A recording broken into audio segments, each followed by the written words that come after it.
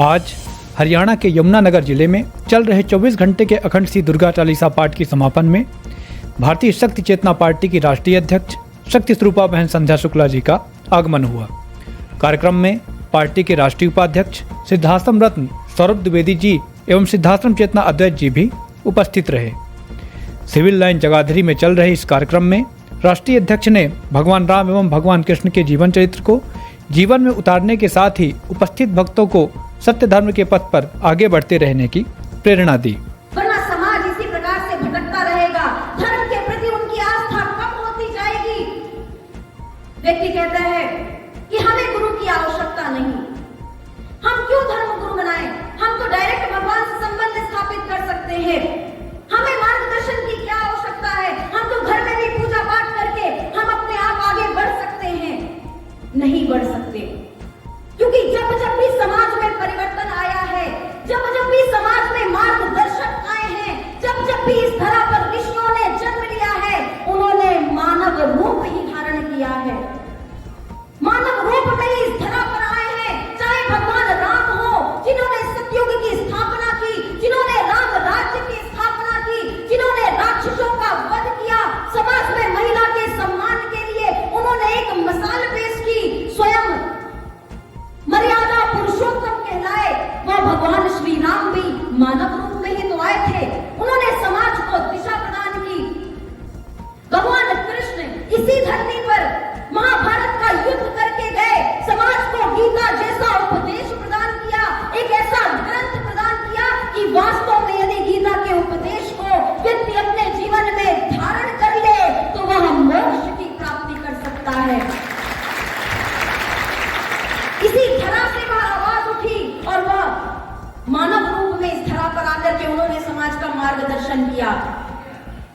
इसीलिए जब जब भी ऋषियों मुनियों ने यहाँ पर जन्म लिया है, मानव जीवन में लिया है, आवश्यकता है केवल खोज करने की।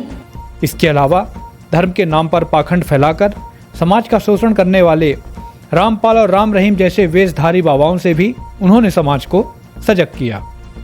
आज तो समाज में ऐसे भी धर्मगुरु हैं जो समाज का शोषण कर रहे हैं, अपराध सिद्ध हो चुके हैं, बलात्कार के अपराधी हैं, हत्या के आरोपी हैं, जेल ने सजा सुना दी, कोर्ट ने सजा सुना दी, जेल में बंद हैं, मगर पैरोल में बाहर निकल करके समाज को फिर भी दिशा देने का कार्य करते हैं, समाज में फिर भी धर्मगुरु के रूप में स्थापित होकर के बैठे हैं। आज ऐसे भी धर्मगुरु हैं जो देवी देवताओं के नाम पर समाज को भटकाने का प्रयास करते हैं। गीता जैसे ग्रंथ की अपने ही हिसाब से व्याख्या करके रामपाल जैसे धर्मगुरु इस धरती पर हैं, जिन्हों जो कहते हैं कि अपने घर से देवी देवताओं की मूर्तियां निकाल करके फेंक दो, जो कहते हैं कि कबीर से ऊपर कोई होता ही नहीं।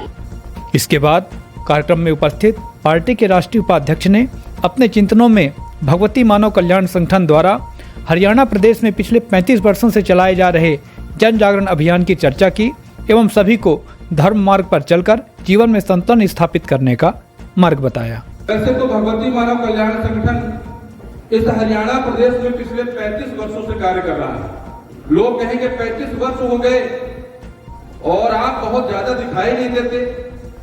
कुछ लोग कहते हैं कभी कभी, हम इतना ही कहते हैं कि झाड़ झंकाड़ के 1000 पेड़ रास्ते पर आपको मिलेंगे, लेकिन बरगद और पीपल हो सकता है कि दुक्के ही मिले, लेकिन उनकी उपयोगिता में बहुत बड़ा अंतर होता है। आपको विचारधारा भी बताई गई, अंतर है, हो सकता है संख्या में अंतर हो, लेकिन संख्या के साथ साथ गुणवत्ता में भी अंतर है।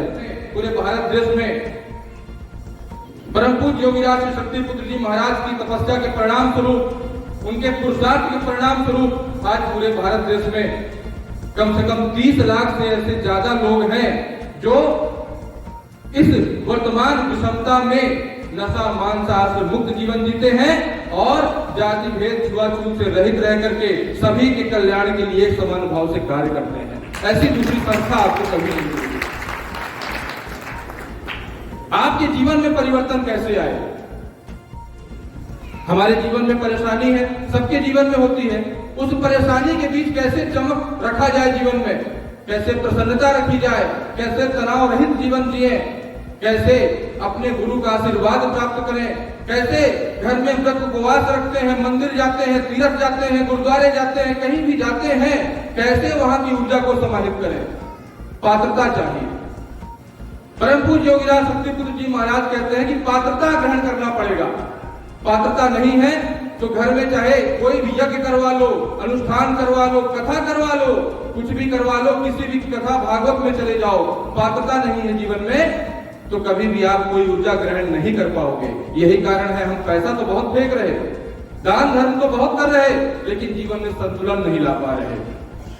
और प्रमाण के तौर पर देख लीजिए, भगवती मानव कल्याण संगठन के व्यक्ति को, परम पूज्य योगीराज श्री शक्तिपुत्र जी महाराज से जुड़े हुए व्यक्ति को हो सकता है उसके भौतिक जीवन में अभाव हो, लेकिन उसके घर में कभी जाकर के देखना, ऐसा कोई दिन नहीं होता जिस दिन माँ की ज्योति सुबह शाम उसके घर में आपको जलती ना मिले।